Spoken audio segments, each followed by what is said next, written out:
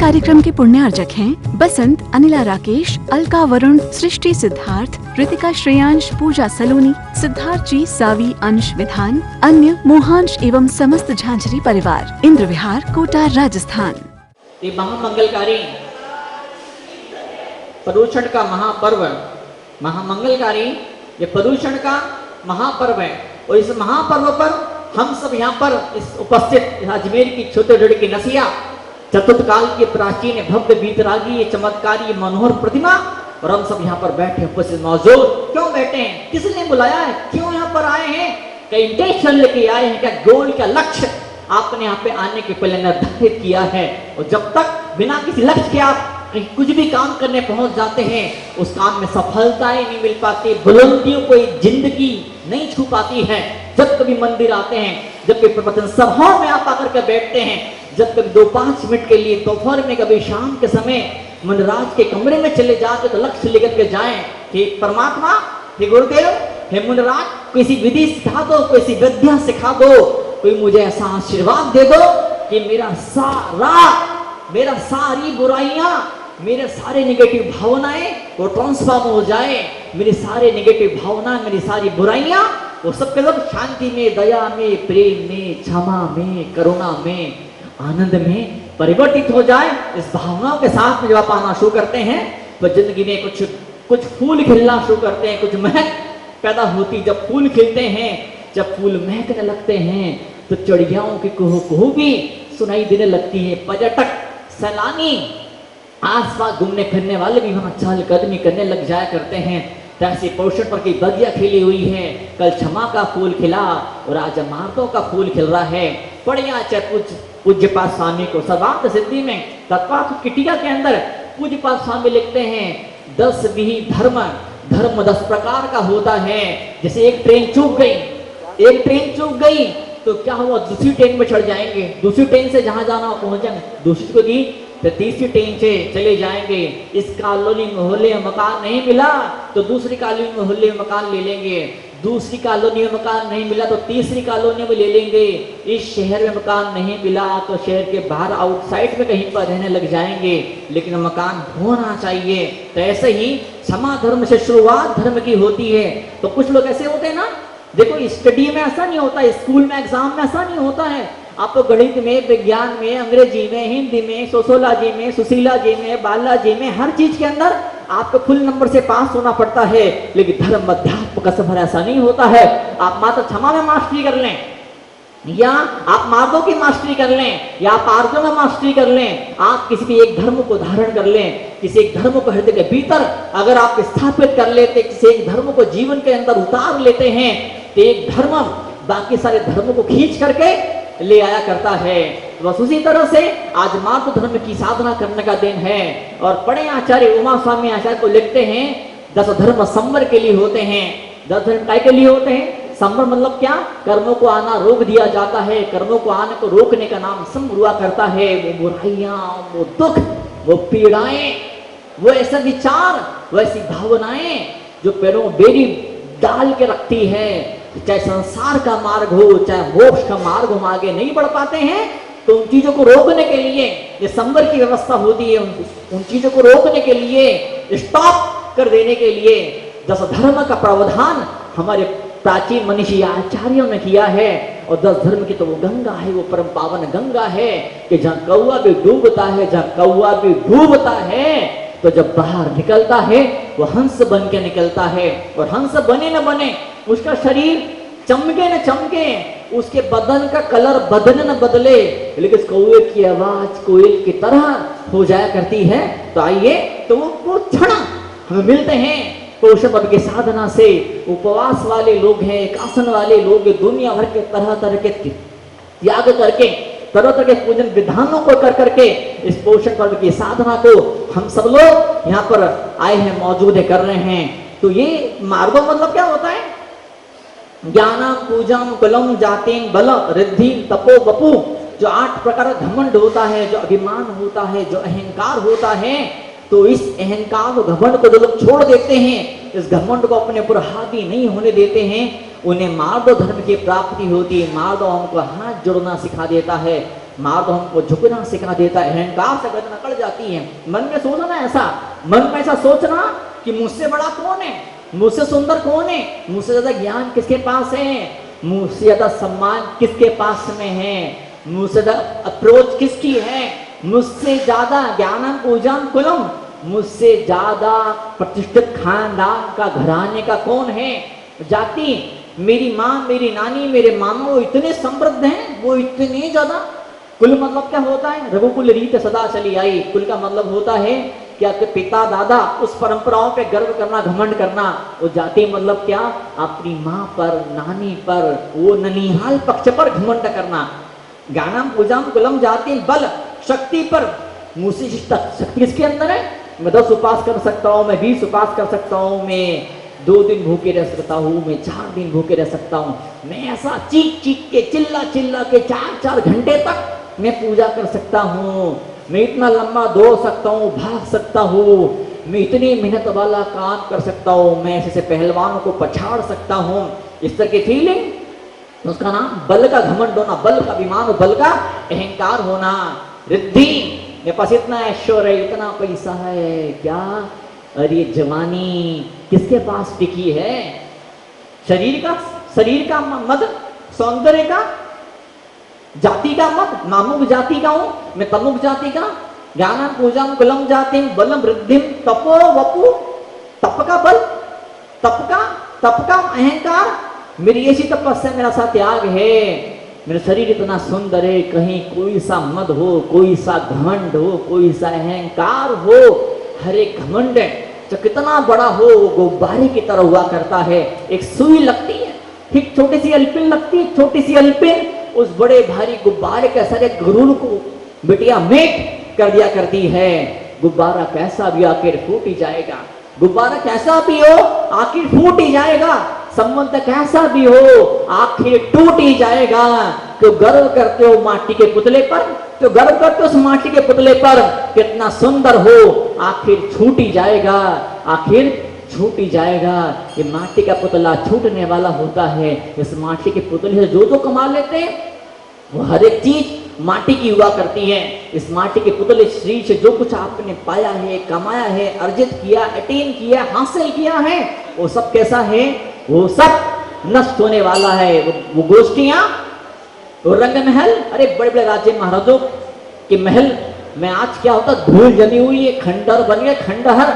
कभी जहां पर हजारों सैनिक जहां पर सलाम ठोका करते थे, आज वही राजमहल खंडर बन के, वीरान बन के खड़े हुए हैं। एक सबक है, संकेत है उन तमाम इंसानों के लिए जो अपनी उपलब्धियों पर अहंकार और घमंड और गर्व किया करते हैं। तो इस क्षण में यहाँ पर हम आए हैं, आज समाज के घमंड के पर्वत पर मार्ग धर्म का, विनम्रता का एक वज्रपात हमें करना है। और जब ये वज्रपात जब हो जाएगा इस मान के पर्वत पर, तो फिर सारा कुछ तहस नहस हो जाएगी। वो सारी दुनिया, कर्मों का सारा खेल, कर्मों का वो माया जाल, वो सारा खत्म हो जाएगा। लेकिन एक कदम आगे बढ़ना है। कौन सा कदम आगे बढ़ाना है? हाथ जोड़ना सीखना है, विनम्रता को अपने भीतर पैदा करने की कला सीखने के लिए पोषण पर्व हमारे बीच में आया करता है। पोषण पर्व मात्र इन पूजाओं अनुष्ठानों को करने के लिए नहीं है, ये पूजा अनुष्ठान तो बहुत जरूरी है, पर इन पूजा अनुष्ठानों के सहारे, इन पूजा अनुष्ठानों के बहाने अपने भीतर एक विनम्रता की भावना को पैदा करने का मौका यहाँ पर हमारे बीच में आकर पहुंचा है। कभी जीवन में ऐसा भी होता है, कभी कड़क बनना पड़ता है, कभी रिजिड बनना पड़ता, कभी कठोरता को अपनाना पड़ता। अमुक नियम है तो है, रात में भोजन नहीं करना तो नहीं करना है। बच्चे लोग बैठे, क्या शराब नहीं पीना तो नहीं पीना है, अंडा नहीं खाना है तो नहीं खाना है। जीवन के कुछ क्षेत्रों के अंदर हमें कठोर बनना पड़ता है। अपने मान मर्यादाओं को, संस्कारों को, परंपराओं को, रीति रिवाजों को हमें दृढ़ता के साथ पालन करना पड़ता है। लेकिन कई सारे मौके ऐसे भी आते हैं हमें झुक जाना पड़ता है। अपने मूल परंपराओं के, मूल रीति रिवाजों की सुरक्षा करते हुए अपने छोटे मोटे चीजों को आपको एक साइड, एक बाजू में रख देना पड़ता। मेरी नाक मुझे नहीं पूछा, मेरा नाम नहीं पुकारा, मेरा फोटो नहीं छापा, मेरा नाम नहीं छापा, कोई बात नहीं। जिसको पसंद नहीं करता हूं, जो मेरा दुश्मन है, उसका फोटो क्यों छाप दिया, उसका नाम क्यों छाप दिया, उसको क्यों आगे बैठा दिया, उसको क्यों माला पहना दी? बताइए। ये सारी चीज, ये घमंड लेके इंसान कहाँ जाएगा? ऐसा नहीं कि आप तो पहली बार सुन रहे हैं, आपने कई दादी यहाँ पे बैठी के दादाजी पे बैठे हुए जाने कितने कितने साल से प्रोषण पर्व की पूजाएं कर रहे हैं। लेकिन सोचो, एक घमंड ऐसा भी होता, पूजाओं का घमंड होता है, तप का घमंड होता है, ज्ञान का घमंड होता है। उन सारी चीजों को आज विदा कर देने का, टाटा और अलविदा कर देने का मौका आज हमारे बीच में है। आज वो हमारे बीच में ऐसा मौका आज हमारे बीच में उपस्थित हुआ आया है। तो आज हम चल रहे हैं क्षणों की तरफ, प्रोषण पर्व की साधना चल रही है। दिनों दिन, कल पहला दिन था, आज दूसरा दिन हुआ, फिर तीसरा दिन आएगा, फिर चौथा दिन आएगा, दिन ऐसा भी आएगा, 10वां दिन ऐसा आएगा, 11वां दिन ऐसा आएगा, आपके उपवास पूरे हो जाएंगे, प्रोषण पर्व पूरा हो जाएगा, मंदिर की चहलकदमी, मंदिर की रौनक फिर से खत्म हो जाएगी। अब बाबा आदिनाथ फिर से उन गिने चुने लोगों के कब्जे में हो जाएंगे। कोई बात नहीं, जब तक है, जब तक जिंदगी है, जब तक सांसें हैं, तब तक संकल्प तो होना चाहिए किसी और दिन आऊं नहीं आऊं, लेकिन 10 दिन में तो मुझे आना ही है।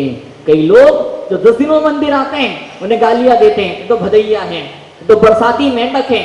मैं आह्वान करता हूं, मैं लोगों से कहता हूं, भली रोज नहीं आ पाता है, भली 10 दिन आता है, लेकिन बरसाती मेंढक बोल के अगर आपने गाली दे दी उसे, आपके दिल में चुभ गए आपके शब्द उसको, तो 10 दिन के लिए भी आना बंद कर देगा। जो 10 दिन का धर्म ध्यान पूजा पाठ है वो भी उसका छूट जाएगा। तो आज हम सब यहाँ पे आकर के बैठे हैं, क्यों बैठे हैं?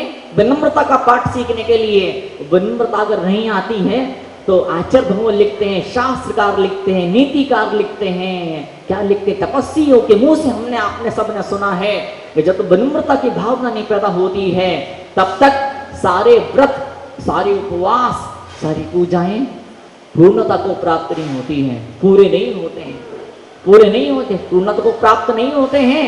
तो क्या होता है, ये जो घमंड होता है वो लॉक कर देता है आपके मोबाइल के अंदर। व्हाट्सएप पे, इंस्टाग्राम में, ये है वो, आपके मोबाइल में कितनी सारी चीजें हैं, लेकिन जब तक मोबाइल पर लॉक लगा हुआ है, ताला लगा हुआ है, तब तक आपका पूरा मोबाइल का हर एक ऐप बेकार, पूरा मोबाइल आपका बेकार हो जाता है। तो ऐसे ही जब तक दिमाग के ऊपर, दिल के ऊपर, बुद्धि के ऊपर अभिमान घमंड का ताला लगा हुआ होता है तब तो सब कुछ बेकार हो जाया करता है। दिमाग को उठा के एक बाजू रखने का कुछ क्षणों के लिए, कुछ देर के लिए, और वही विनम्रता, कितना छोटा हो, कितना नीचा हो, भले बुद्धि कम हो, अकल कम, उसके बावजूद भी वो एक इंसान, और उस इंसान के अंदर अनंत संभावनाएं छुपी हुई है। सिद्धत्व बनने की उपलब्धि भी उसको मिल सकती है, वो अनंत सिद्ध पद तक भी पहुंच सकता है। हमें हर एक व्यक्ति का, एक यूनिट का, हर एक इकाई का हम सम्मान करना सीखें, उसे हम आदर देना सीखें। और यही वो जो आदर की फीलिंग जो होती है, औरों को रिस्पेक्ट देने का जो भाव आपके मन के अंदर पैदा होता है, यही मन का भाव आपको जीवन में ऊंचाइयां आपको दिया करता है। डॉक्टर लोरबर नाम के विदेशी वैज्ञानिक हो गए हैं, उन्होंने क्या देखा कि दिमाग का तो सबसे बाहर का हिस्सा होता है, जिसे कहते हैं सेरेब्रल कॉर्टेक्स। एक इंसान का वो दिमाग का सबसे बाहरी हिस्सा बहुत ज्यादा 70-80% नष्ट हो चुका था, उसके बावजूद भी ऐसा इंसान टोटल 100% फिट था, इंसानों की तरह सामान्य जिंदगी जी रहा था। उन्हीं डॉक्टर ने एक दूसरे व्यक्ति को देखा, वो एक विद्यार्थी था, अपने कॉलेज का टॉपर था, उसका IQ 126 था, 126 जिसका IQ था, जो कॉलेज का टॉपर था। जब उसके ब्रेन को, दिमाग को स्कैन किया गया तो उसके दिमाग में बड़ी भारी गड़बड़ थी। मेडिकल साइंस कहता इतनी बड़ी गड़बड़ी हो तो ऐसा इंसान जिंदा भी नहीं रह सकता है। लेकिन इस बावजूद भी वो बच्चा, वो युवक कॉलेज में टॉपर था, और सारे काम फर्स्ट क्लास ढंग से कर रहा था। कहने का मतलब ये निकलता है कि मेडिकल साइंस फेल हो जाता है, ये दिमाग, ये बुद्धि, ये खोपड़ी, ये ब्रेन, इससे ऊंची एक चीज और होती है जिसे हम कहते हैं आत्मा, और जिसे आज का साइंस सुपर कॉन्शियस माइंड जिसे कहने लगा है। जब तक उस आत्मा तक नजर नहीं पहुंचती है, और जब तक हम दिमाग और बुद्धि, शरीर की सीमाओं के अंदर अपने आप को कैद करके रखते हैं, तब तक जीवन में उन्नतियां, ऊंचाइयां और उपलब्धियां को हम छू नहीं पाते हैं, हम हासिल नहीं कर पाते हैं। तो आज का बड़ा प्यारा क्षण है और आज इस मौके पर बैठ करके जैसे इतनी सी बात कहना चाहूँगा, एडजस्टमेंट करते आना चाहिए। एडजस्टमेंट नहीं करना सीखेंगे, अपनी नाक को हमेशा आगे आगे रखेंगे तो कुछ भी आपको नहीं मिल पाएगा। एक पति पत्नी थे, पत्नी तो मतलब बहुत हंसमुख प्रसन्न खुश रहने वाली और पति हमेशा बहुत कम बोलने वाला, गुमसुम उदास रहने वाला। फिर भी जोड़ी जमती थी, फिर भी प्यारी सी जोड़ी जम रही थी, बरसों से जोड़ी जमी हुई थी। लोगों ने पूछा चक्कर क्या, वजह क्या, बात क्या है? तो पत्नी बोलती सीधा सा गणित है। बोले क्या, कोई मर जाता है, इसका 13वां होता है तो इनको भेज देती हूँ मैं, और कहीं शादी पार्टी होती है, डांस होता तो मैं चले जाती हूँ, मैं कहीं मैं चले जाती हूँ शादी पार्टी के मौके पर। तो मर जाता है, किसी अर्थी निकलती है, इसका 13वां होता तो मैं इनको भेज देती हूँ मैं। तो ऐसा ही एडजस्टमेंट लाइफ में होना चाहिए, सेटिंग आपकी अपने भीतर भीतर होना चाहिए कि कहाँ पर अपने सिद्धांतों को आप आगे रखना है और कहाँ पर आपने सारे सिद्धांत को उठा के एक बाजू रखना है। मुझे वात्सल्य का प्रदर्शन करना है, मुझे वात्सल्य का पाठ पढ़ना है। ये पूजा पाठ नहीं है, ये पूजा पाठ नहीं, राजपाठ है, राजपाठ। बताओ, राजपाठ सबको नहीं मिलता है, राजपाठ सबको नहीं मिलता है, वैसे ही ये पूजा पाठ भी सबको नहीं मिलता है। इस पूजा पाठ के ठाट सबको नहीं मिलते हैं। और अब तो राजस्थान की राजनीति में बड़ा भारी चमत्कार सा परिवर्तन सा पैदा हो रहा है। राज्यपाल भवन के अंदर राज्यपाल महोदय कथा करवा रहे हैं, कथा के अंदर वर्तमान के मुख्यमंत्री, कांग्रेस के मुख्यमंत्री, पिछली मुख्यमंत्री वसुंधरा राजे, बीजेपी मुख्यमंत्री, दोनों एक साथ बैठ करके कथा में बैठे हैं। तो इस रूप से जब भगवान के नाम को लिया जाता है, जब सदाचार की बातें होती है, जहाँ शाकाहार की बातें होती है, जहाँ लोगों के दिलों को जोड़ने के मिलाने की बातें होती है, वहां पर राजनीति के लोग भी सारे मतभेदों को भूल के इकट्ठा हो जाया करते हैं। फिर तो ये धर्म का मंच है।